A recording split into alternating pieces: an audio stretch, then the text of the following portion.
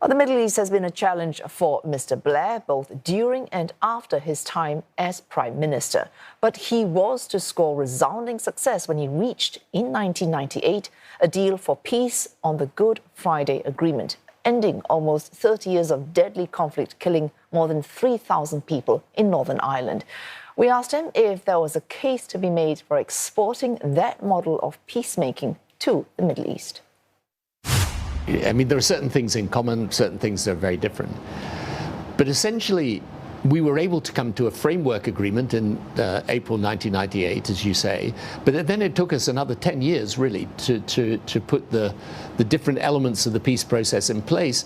And even today, you're still working on it all the time to keep the peace strong and successful.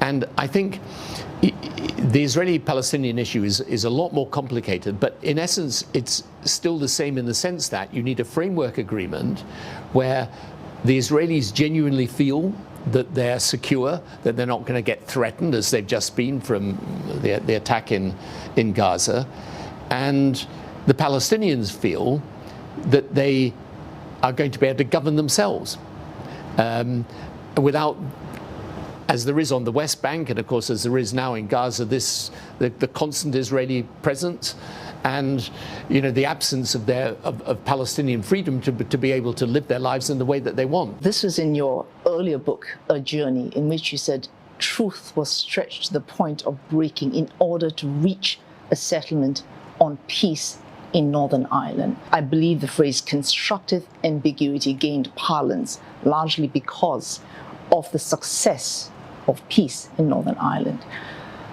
Does it strike you as, I suppose, historically unfair that what was acceptable and lauded as success for Northern Ireland in the case of Iraq became something for which you were criticized, stretching truth to the point of breaking? Yeah, I mean, look, things are never perfect when you're engaged in politics, and when you're trying to negotiate a peace agreement and the consequences of that, there are times you do have some ambiguity in position, and you have to be prepared to adjust and do a bit of swerving and dipping and diving from time to time. But I think, provided your objective has integrity, provided you're trying to do something that's right, you can forgive a bit of political maneuvering.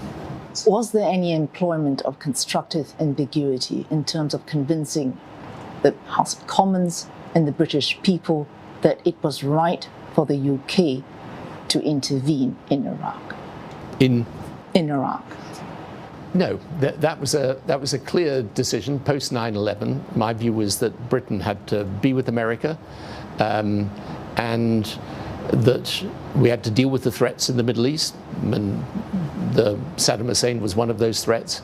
So that was a view I had then, and I was completely open with people as to why I thought it. And of course, you can get criticized for these decisions, but in the end, what government's about is being in position and taking decisions. I'll bring you back to, as a comment you made in your book, ambivalence on the extreme right and the extreme left in countries when it comes to Vladimir Putin. Because whatever the reservations might be about him as a leader, he has, as a strong man, delivered on some things, or made decisions that a weaker man might not have been prepared to make. And getting closer to, and again I quote you, to extraordinary club of Russia and China, you have two countries that are in their ways delivering. And that is of concern to you. Yeah, but I think we've got to be very careful of this. So what I think you can learn from Putin is staying power. You mentioned Iraq a moment ago, and you've got Afghanistan. I mean, in Syria, Putin intervened. We intervened, and we gave the people a chance of democracy. He intervened to prop up a dictator. But 12 years, 13 years later, he's still there. He has that staying power. And I think the West and Western leaders often lack that staying power. But that's not a lesson I would apply outside of, staying power is one thing, but how he's used that power, I think particularly in respect of Ukraine, has been devastating for Ukraine and also for Russia.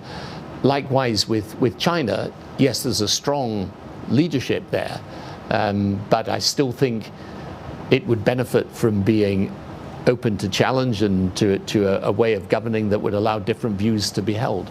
We're looking ahead into elections in the United States. Whoever gets elected, do you see the US staying sufficiently engaged, and for the rest, so the UK, Europe, staying on side to ensure that your idea of a values-based, rules-based international system stays in place and we stave off conflict on the wider stage? I think so. Look, in all countries, in America and many of the European countries, European politics is in a pretty febrile state.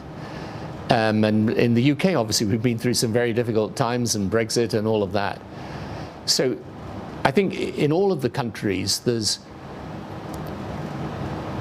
quite strong forces of isolationism and, wanting to just look after ourselves and not get too engaged in the world. But in the end, you're driven to get engaged because it's necessary to protect not just your values, but your interests. And I think with America, we need America active in the world, and it will stay active. Now, occasionally it looks like it won't, but in the end it will, because ultimately it's in America's interest to stay engaged with the world. And, particularly now that you have this quite, strong division between China and the West, America needs allies. And America's not going to get allies unless it engages with them and stays involved with them. That's why whatever people say, I think the transatlantic alliance between America and Europe, and I include Britain in this, will stay strong. I think NATO will stay strong. And I think we will continue to build alliances within the world. And we'll do that not out of some misplaced idealism, but we'll do that because realistically, that's the best way to make sure that we protect our values, our interests, our way of life. So foreign policy, the division between realpolitik and values-driven foreign policy, there is no real division. I think ultimately there isn't, because in the end, of course, you want to defend. If your values are integral to your country and you want to defend your country, then you've got to make sure that your country's interests are also protected. People often talk about realpolitik as if that means that you're completely cynical about the world. You just do whatever's right for the moment, but you don't really care about the values that underpin policy. I don't think that's the way most leaders look at it. So most leaders, I think, realize you've got to be, for example, countries may do things you disagree with, but it doesn't mean to say you break off relations with them. But that's not ignoring your values. It's protecting your interests so that those values can be sustained. And therefore, I've always thought this concept between values on the one side and interests on the other is really a bit of a false distinction. In the real world, protecting your interests advances the protection of your values most of the time.